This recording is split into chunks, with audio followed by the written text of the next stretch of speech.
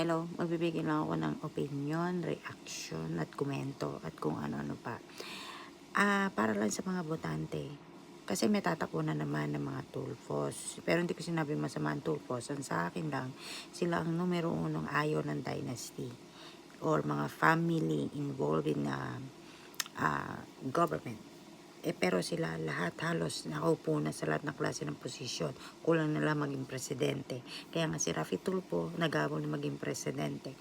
So, kayo na mga botante, huwag kayong magpasilaw sa ayuda at sa mga bigay na pera. At yung paggamit sa inyo na pobre, mahihirap. Hindi nyo alam, papangit lang nila ang imahe ng mga pobre para pag nagbigay sila ng tulong ay magmukhang maganda sila. Iyon ay pang short term. Huwag yon. Maging matalino na kayo.